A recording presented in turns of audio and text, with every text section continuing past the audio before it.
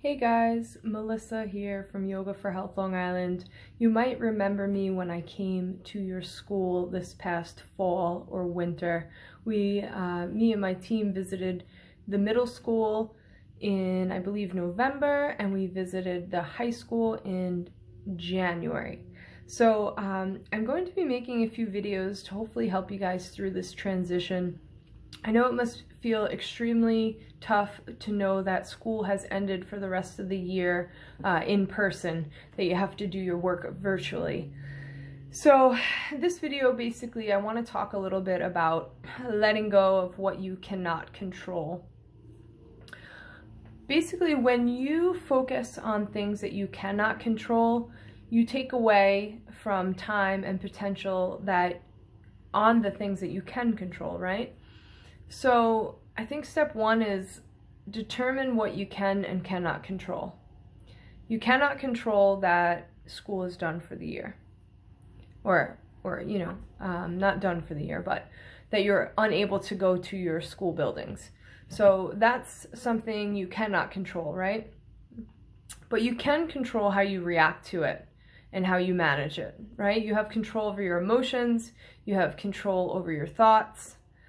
These are things that you can work on to really help yourself through this time. I really truly believe that things like this, situations like this, can really help us to grow and to become stronger. So number one, determine what you can control and what you cannot control. Then I think it's important to identify your fears. Like, what are the fears that are coming up for you? I'm not going to see my friends. I'm not going to be able to, graduate and walk and wear my outfit and stuff like that. What are the actual fears that you're feeling from this quarantine? So identify the fears that you're having.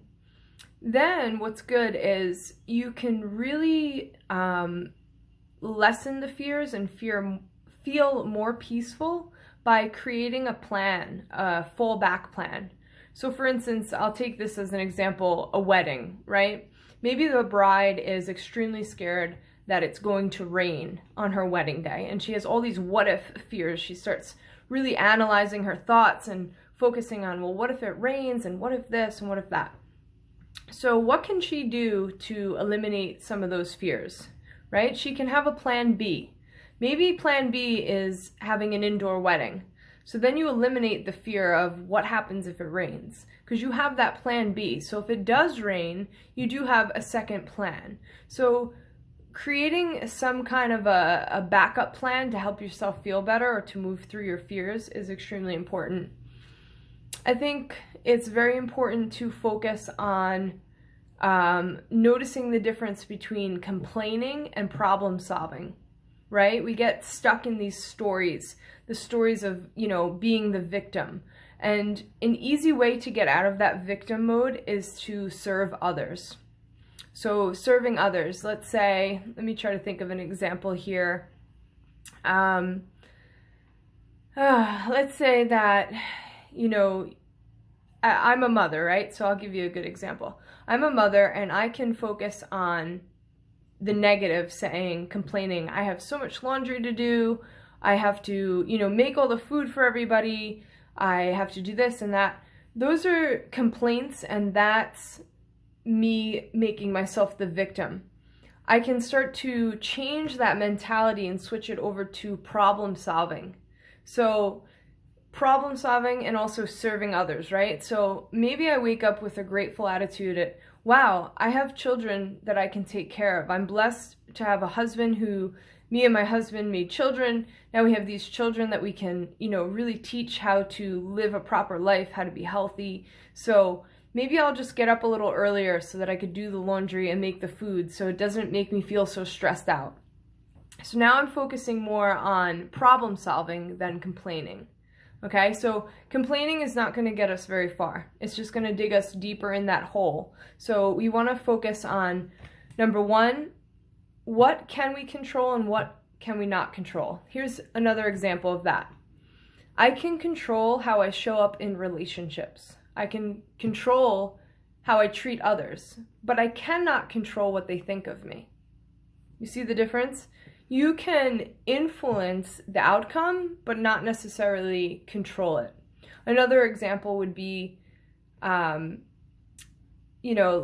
can do the best interview for a job. I can really prepare myself, but I cannot control if I get the job.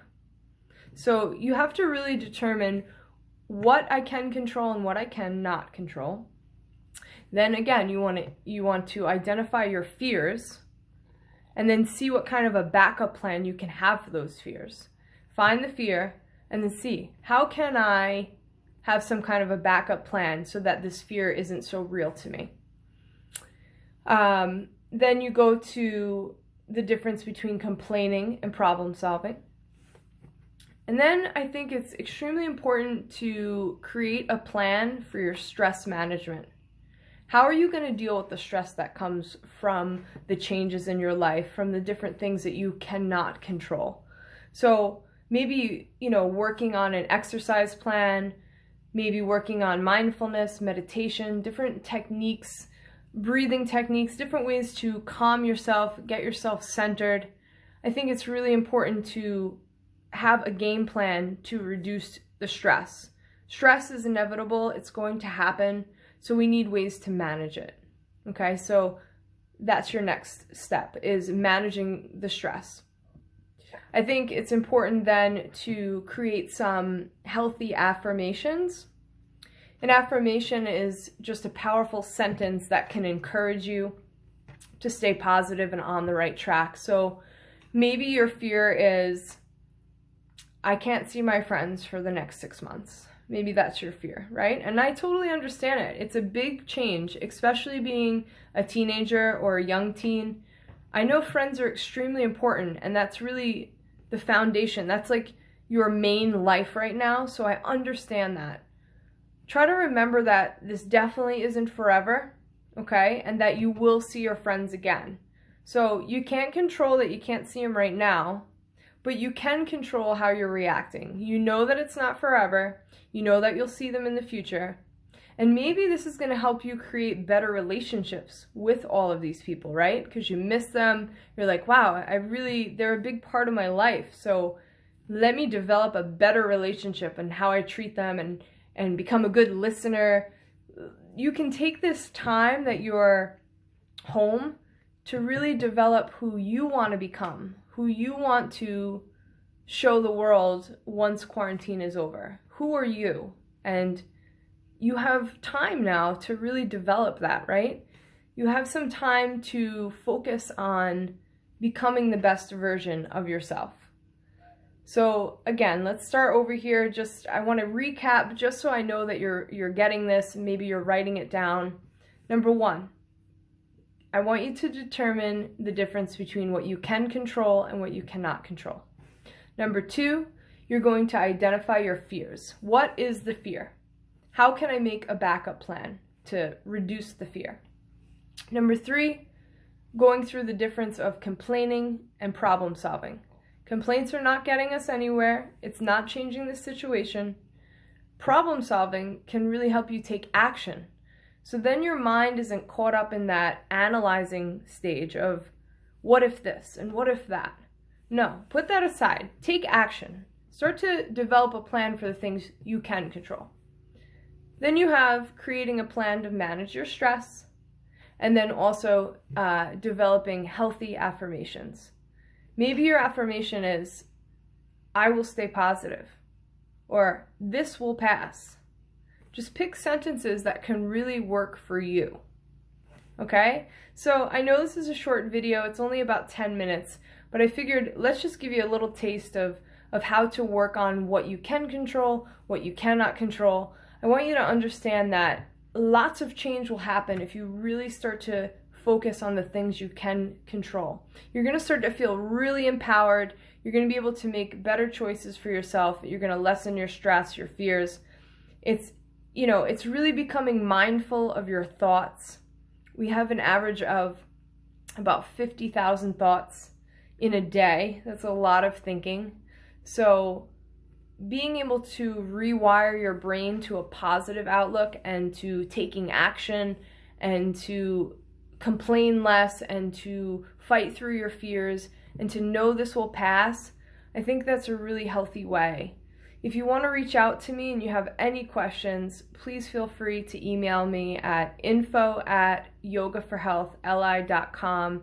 I plan to make some more videos for you guys. We're going to do some energizing yoga, we'll do some different meditations, we'll do a recap on mindfulness, and feel free to reach out. Let's talk, let's see how I can help you. I'm here for you, and I hope you enjoy this video. Thanks again.